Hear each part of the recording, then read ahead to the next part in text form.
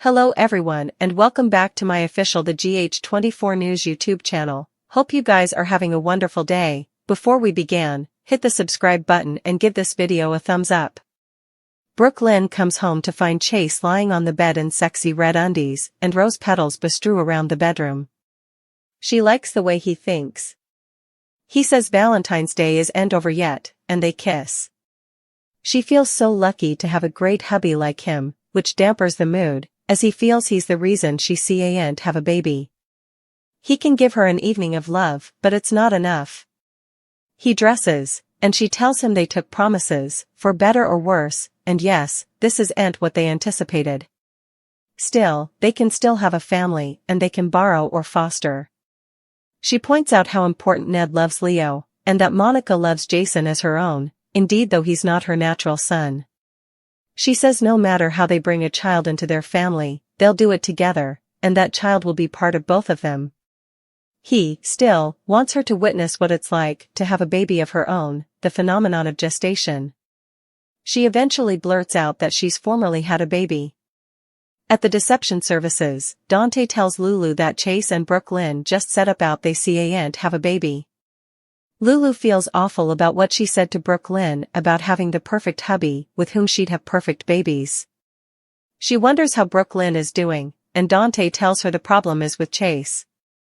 Lulu feels bad for Brooklyn and Chase, but she knows Brooklyn is single-inclined and wants to go after what she wants, and what she wants now is a baby. Dante points out they know what it's like to be parents, and he wants that for Brooklyn and Chase. He just wishes Lulu knew the Brooklyn that he knows. Lulu dives into the history and knows Dante has a history with Brooklyn. They've known one another ever. She says BLQ knows effects about him that she doesn't. They get into Carly's scheme to use Brooklyn to break them up. Dante says that was the history, and he and Brooklyn have come good musketeers, and that's it. There's nothing differently between them. Lulu admits she has lost 4 times, and their lives kept going. She says Dante is musketeers with Brooklyn, Tracy and Brooklyn are close, and she has come besties with Maxie. Lulu prodigies if there's room for her in their lives any longer. Lulu feels bad for Brooklyn. They know what it's like to struggle for a family, and now Brooklyn can't have the family she wants. She thinks she should apologize, but Dante says she can't. Chase told him about their fertility issues, and only him. No bone. Differently knows. They're intruded when Jordan calls to tell them about Lucky. At Liz's place, she's on the phone with 911 as Lucky knocks Cyrus down. That's when she sees Cyrus had formerly stuck Lucky in the leg with the digitalis hype. Cyrus gets up and fights with Lucky, and begins strangling him. On the phone, Liz tells 911 she needs the police and an ambulance as Cyrus has fitted Lucky with digitalis. Cyrus runs as Lucky passes out.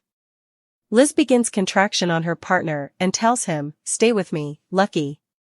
Anna meets with Laura and Jordan in the mayor's office. They bandy Drew's offer to take Sunny's peers from him for the beachfront. They can't decide who's worse, Sunny, Drew, or Sidwell. They bandy how Sunny can manipulate the system, and Anna reveals Drew made it clear he wants to help her take down Sunny any way he can. Jordan doesn't like that Drew's aligned himself with Jen's, but Anna thinks it makes sense that if they take Sunny's anchorages, they can take down Sunny. Jordan brings up the fact that Drew's main motive is to get to Sunny, but also get vengeance on Jason. Laura is upset about Sidwell, given what they know about him, and Anna agrees that Sidwell is a problem. Jordan argues Sidwell is an unknown, and they know how to deal with Sunny. Jordan worries about Drew's motives and the power he wields as a Solon. They all agree that Drew may be someone they can't trust. Anna thinks it's time the PCPD investigates Drew and his motives. They're intruded when Anna gets a call about Cyrus, and Liz calls Laura to tell her about Lucky. Latterly, Anna arrives at Liz's place, where another officer fills her in on what happened. An APB is put out on Cyrus. As she reflections about what happened and how Lucky could now die, Aiden shows up at the door and says, "What?" Drew surprises Willow with the house he bought, not just for him and Scout, but for her and all their kitties. He says it's too big for just him and Scout, and he always intended it to be their home. He asks her to move in with him. Quartermains to Nina's, and back and forth. She wants them to have a stable home. Drew believes they can give them a stable home then. He paints a picture of each sprat having their own room and a swing set in the reverse. Plus, they could be suitable to relax and breathe for the first time in a long time and enjoy their new life together. He wants this place to be the first step to their future together. She reminds him that she's still fairly married to Michael, and Wiley is awaiting his pater to come home and that they'll all be together again. She tells him this move feels wrong right now. He asks her to let her know when she's ready. She wants to stay until Michael recovers and returns home from the clinic. He says the house is going nowhere, and he offers to take her home to her beautiful kitties. Out of jail, Jason heads to Sam's grave to contemplate his coming move. He wants to kill Cyrus, but wonders what Sam would want him to do. Sasha's words echo with him, and he knows Sam would want him not to put his need for revenge above what's stylish for Danny and bring him his father. He decides to choose what's stylish for their son. Jason shows up at Drew's place. He wants to make peace. Drew asks, "Why the hell would I want to make peace with you?" At the Savoy, Stella arrives as the evening wraps up, because her favorite whoreson called her for a nightcap. Portia has to leave, and tells Curtis she'll see him at home. Stella asks Curtis what this is really about. Curtis and Stella sit down to talk. He needs a favor only she can give, and brings up her fellowship with Congressman Doug Henderson. Curtis wants her to grease a meeting between them, as he needs to stop Drew, who isn't the man they knew. He says Drew has made it clear he'll block any of his systems, and he's come vengeful. Stella says she'd be happy to help her whoreson. She knows Drew is an important man who's coming for him, and that's because Curtis dared to hold a glass up to him and show him what he's come.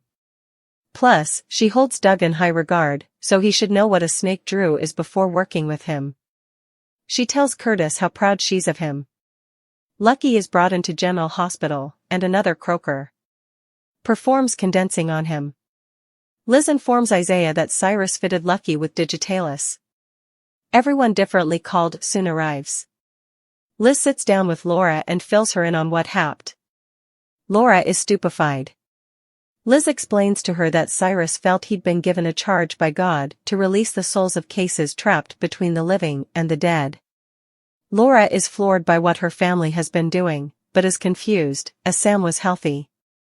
She also cries, "Lulu?"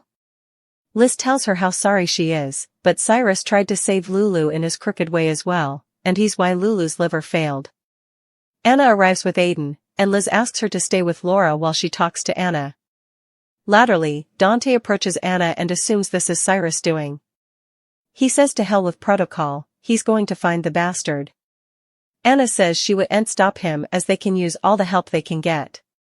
Latterly, they get a call from the officer at Liz's house, and Cyrus has been seen headed towards the forest land outside of Port Charles. They wonder what's there. Just also, Isaiah arrives, and everyone rushes over as he has news about Lucky. Laura asks if her son will live. Joss breaks into Austin's cabin, where Cyrus has been carrying out his crooked plans. She searches around and finds an envelope of sanitarium irons from cases, including the one Cyrus stole from Dex's body in the morgue, and Sam's. Suddenly, Cyrus appears in the doorway and notes she shouldn't be then. He grabs an dismissal that's outside and points it at her. She cries that he's a monster, and that he killed Dex and Sam. Cyrus says they obtruded with the charge, and he can't let her do that moreover. Joss pulls out Dex's gun, aims it at Cyrus as he rushes her, and pulls the detector. She hits him square in the casket, and he goes down. Before he dies, he tells Josh she's a killer now, too. She walks over, kicks his legs, and also takes the dismissal down. She feels for a palpitation, but there's none. She also calls Jack, asking for help. The show ends with Jack arriving at the cabin door and surveying the scene. Chaucel learns about Brooklyn's baby. Chase tells Brooklyn, "You got pregnant when you were a teenager and you've been carrying this secret ever since." At the cabin, Jack tells Joss, we can communicate the authorities or take care of this ourselves. Dante tells Anna he can run, but there's no way that bastard can hide. Jason tells Drew that he's offering him armistice. Lulu and Laura are at the sanitarium. Laura asks Aiden what's wrong. He cries, "Dad is dying." Jordan and Isaiah work to save Lucky and shock him with the paddles.